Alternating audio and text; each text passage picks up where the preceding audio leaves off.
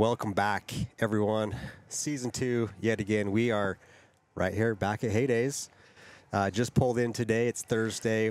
We've got most of our stuff set up. It's a little bit of a mess here, but that's all on that side of the camera, so we're good. You don't have to see that. But we have a fun podcast lined up here with Meshell today. We're going to get to know Meshell a little bit more. I was generally curious on what it takes to put on an event like Heydays. We go to a lot of events every year. This is obviously the biggest one. And so I was like, who could I sit down and chat and just learn more about Heydays, the event? And everyone told me it was you. You're the one who I need to talk to. So, Meshell, we're here at Heydays, and we're shooting this podcast. We're going to publish this, and there's going to be a lot of people who are scanning through social media or YouTube, and they're going to see this thumbnail, they're going to see this title of this podcast that we're doing. What is one thing that you can tell or you can say to that person, knowing what we're going to be talking about, that's going to get them to stop swiping and tune into this episode? Well, if you own a snowmobile, you own an ATV, if you own anything motorsports, this is the place. We are the world's largest of its kind. You can't go to any other event and get what you're going to find here. We have mud racing, we have expo, we have drags, we have vendors, we have sponsors, we have, the swappers. I mean, it's amazing. And if you love all that, you should be here. Yeah. And in this episode, we're going to pick your brain on how you guys make all that magic happen. So that's what's pretty cool about what we're going to talk about today. Going to turn the time over to you for just a quick second. Introduce yourself to us. What's your role here at Heydays, and how long have you been in that role? Yeah. I'm again Meshell Gorsegner. I've been in the club for 36 years. Been president 4 times, and current president this year. My role with the event is I love it. Been working it since I was 15, 16 years old.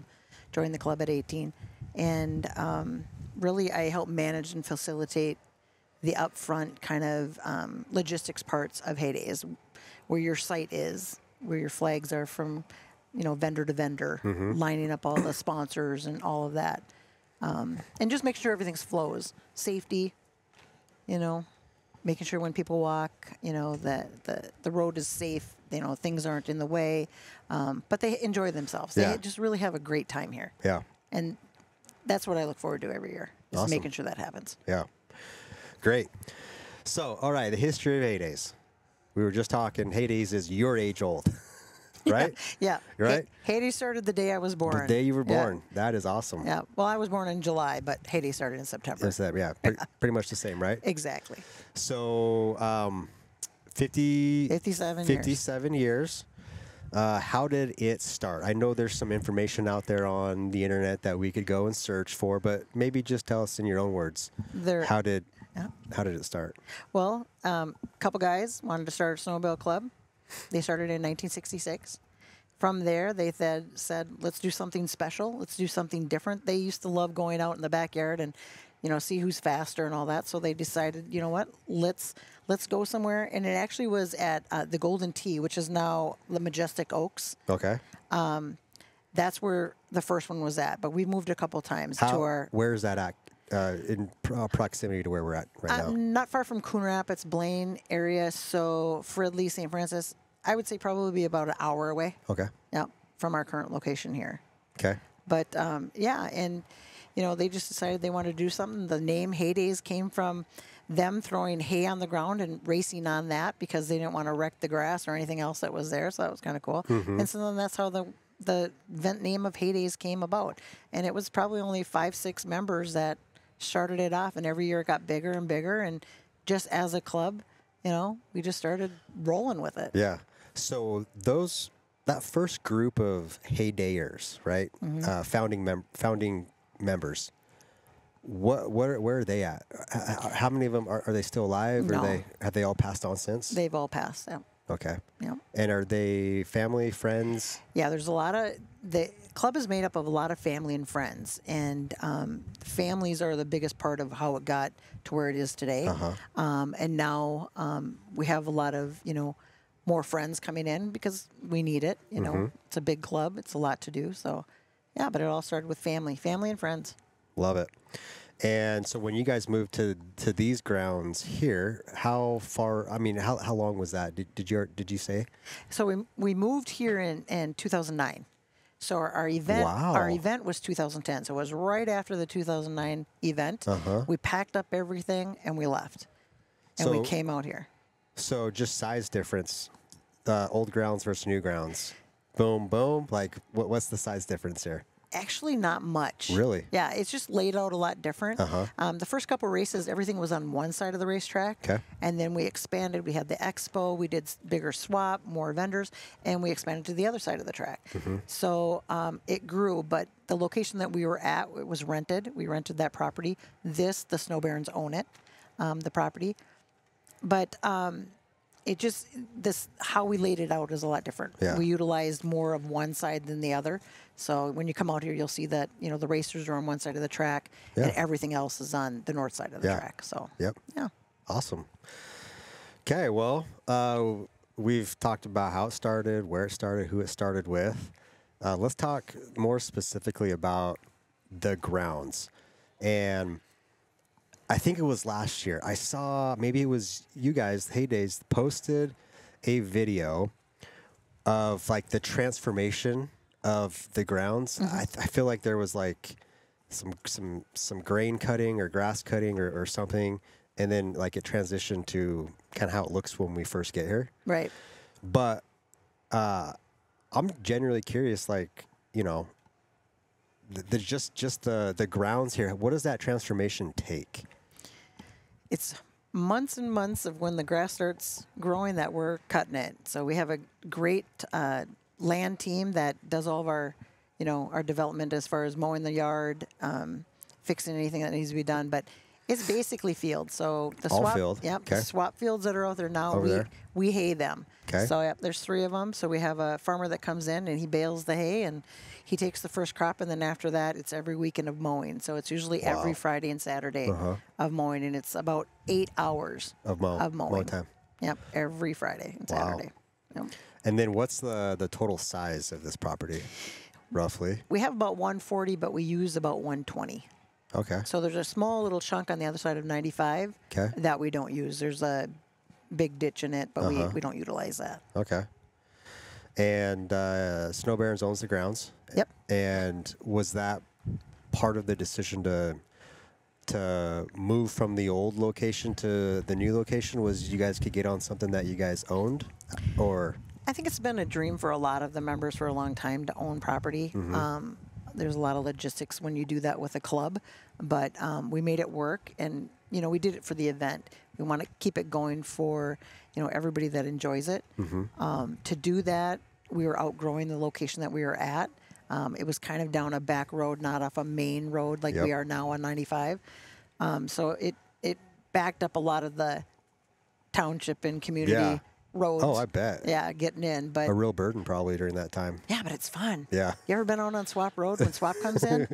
If you're stuck in that traffic, it ain't fun. I'm going to tell you that right now. Well, but to look at, it is something to look at. Yeah, if you're in Swap, there's swappers that, you know, get on. There's swappers across the road right now because they want to be the first ones in. But yeah, it's yeah, so just so you guys know, it is 7:35 p.m. and they can't get in until the morning. Tomorrow morning. Yep. So they're just going to camp out outside in a line and wait until they can come in and get picked, right? Yeah, they can't wait on the road, so they actually drive around and find places to park. So wild. If you find one in your front yard, I wouldn't be surprised. But yeah, they're everywhere. But the swap lane is just it's actually a party before the party. Oh yeah, but they love it for sure. So we're always here in September, but like, what does winter look like here?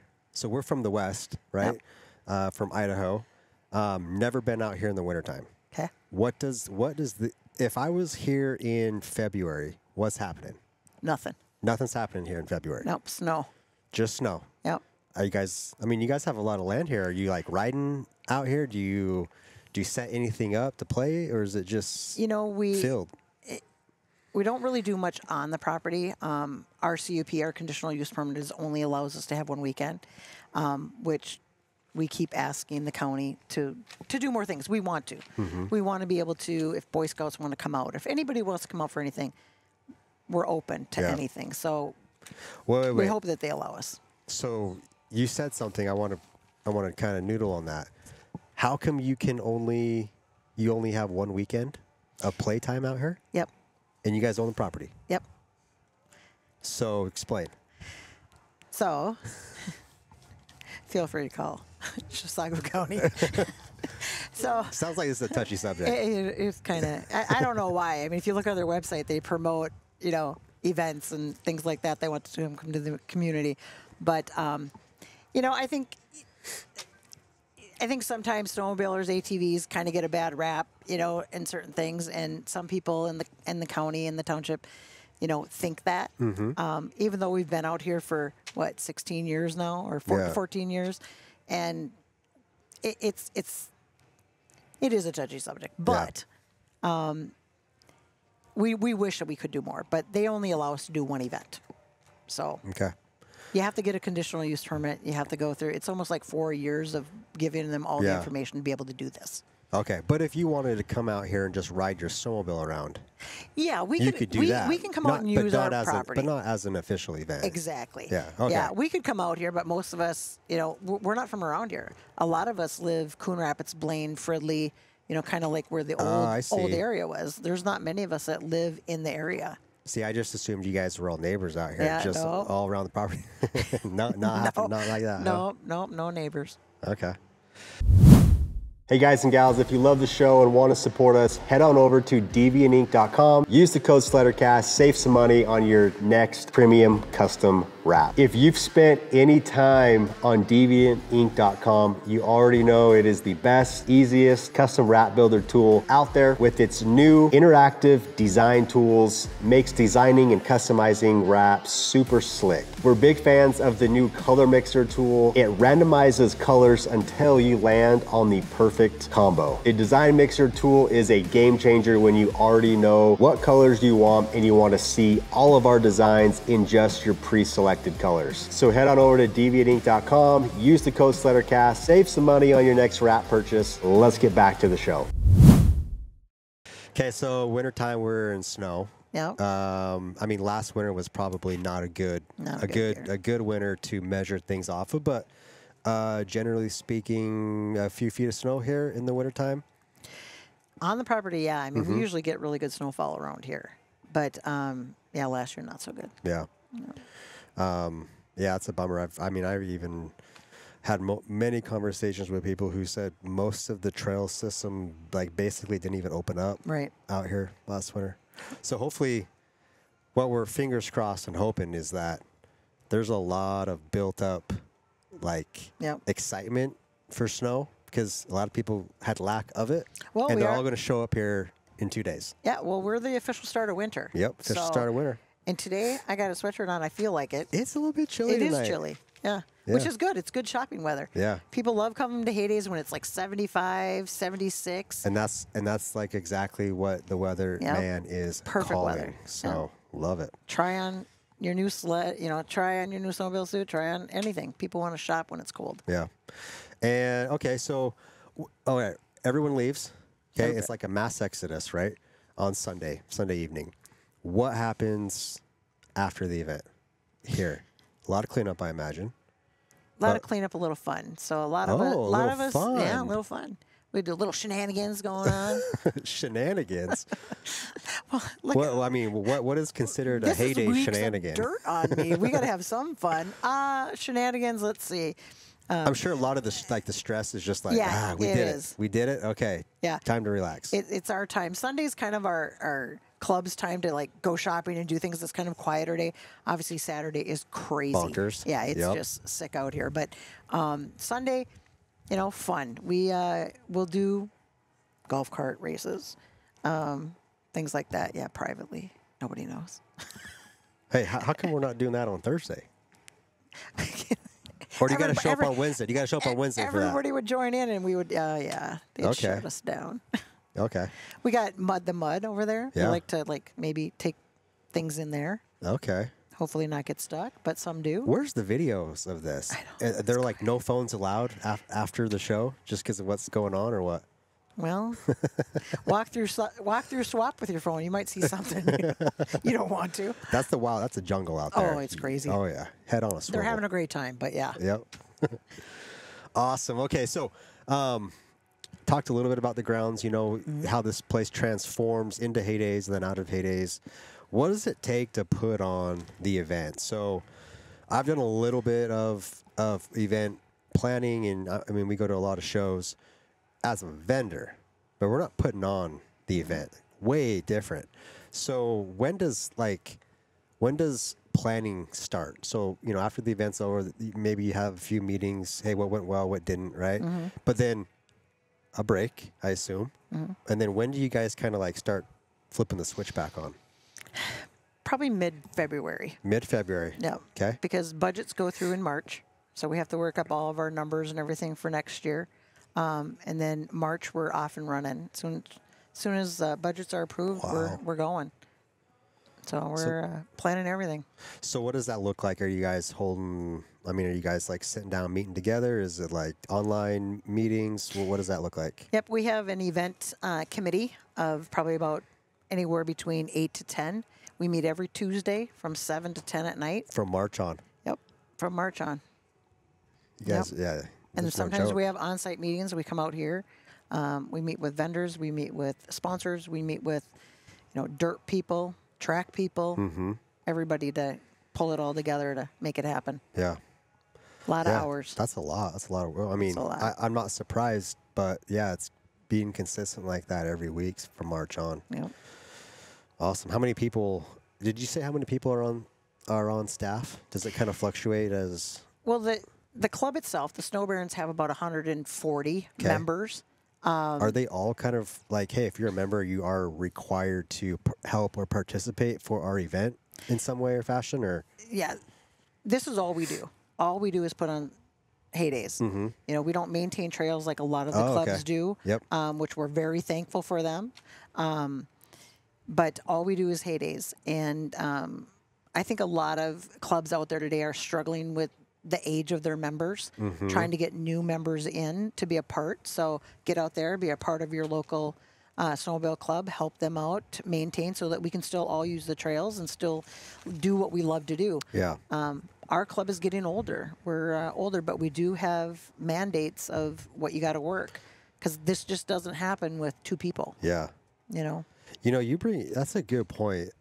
We don't really, clubs out where we're at out west, they're not, it seems like they're not as big of a part of a season than they are here and even the East Coast. Yep.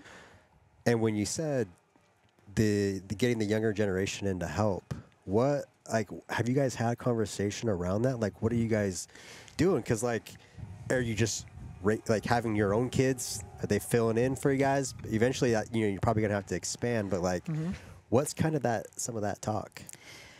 Well, back when we joined the club, there was probably 7 couples that joined, and we had kids and all that. But I think the stress on us back then is a little different than the stress on the young kids today with kids and everything else that's going on. But we were 100% in. But, my kids were raised at heydays. Yeah. They came out. That's where they learned to drive. We would put, stakes in the back when we had to put up our fence, and they were driving the truck at, age 6 and 7 as they're pulling a trailer. But nowadays, I keep saying I'm at that age where I wished we had, 7 more couples come in and help, but we don't. And I think a lot of clubs are struggling with that. But we do have a lot of, both my kids are in the club, a lot of the members' children are in the club.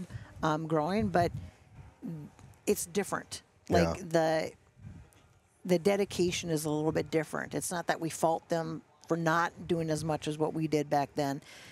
I think just life in general is just different, and it's hard to get those young people involved in things today, I think, because life is so crazy. But being a part of a club is amazing. It has its pros and cons, but the friendships that you build, especially, even with us, we are always looking for new members that want to come out. But this is what we do, and we need them to understand that you have to work. Yeah. It's, you can't, we're not a club that you join and you're planning your next trip. If we're snowmobiling, we're all going snowmobiling this weekend, whatever. This is the club. We do that. You put heydays on. That is exactly operation. That is goal number one. Yep. If you can't dedicate, and it's 4, 12, 12, 4. So you got to do 4 hours on the Wednesday before the event, which was yesterday. You got to do 12 hours on Saturday and 12 on Sunday, and then 4 on Monday.